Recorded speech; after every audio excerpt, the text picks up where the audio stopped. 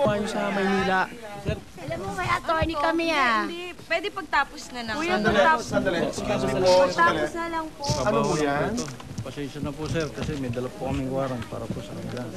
Sandali lamang, nagpapalabas po kami. Kung pwede hong tapusin ho muna ito at saka natin pag-usapan. Kaya naman, na-tense ang The Bodies.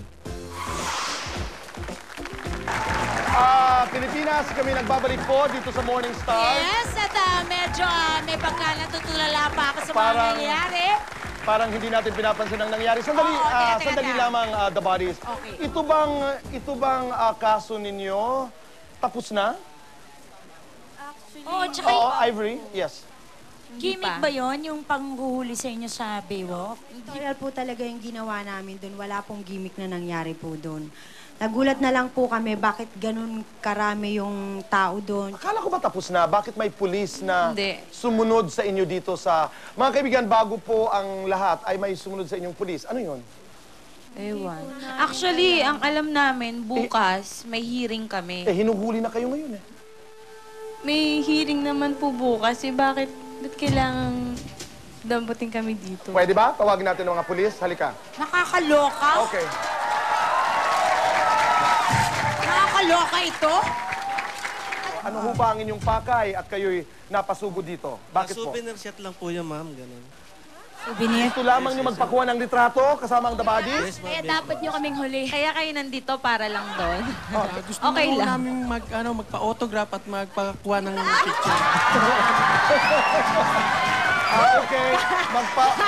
Gusto ba ito? Teka lang, teka lang. Magpa-autograph na ho kayo. Ayan. May mga Kung autograph, Wait. ano naman to ba? Kung autograph lang, lalagyan pa namin ng kiss. Oh, ayun. Yun naman pala. Nakakatawa naman ito. Naninervous ako, tapos may gumaganon lang. Ano ba? Actually, kanina, wala pang camera. Nangarag ako dun sa mga alagad ng batas. Ito ang nakakatawa. Nakasalubong ko po sila sa labas. Sabi ko sa kanila, Mamang Pulis, bakit po kayo narito? Tinanong ko talaga sila.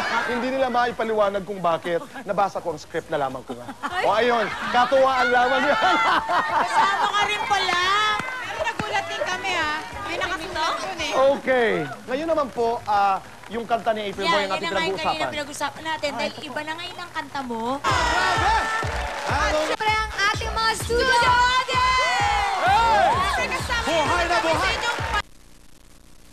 Ni Joros, ha? Excited na rin yung mga lalaking nanonood dyan. Bakit? At syempre, ang dami mga sexy mga babae ngayon. Ay, sorry Isang kayo. grupo ng mga sexy mga babae. Hoy lang, boys. Sorry. Pero excited din ang mga girls. Siyempre, Dahil yung mga sexy babae sinasabi nyo, sasamahan ng isang grupo rin, mga sexy boys. Ang gulo ah.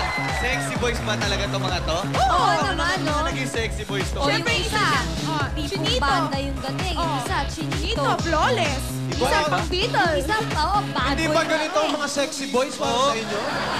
Pwede rin, pero ito talaga mas sexy yung mga yun. Oo, eto na. Kailangan na natin. Sinaptalo, Empoy, Yachang. With the body! May meeting ba kayo?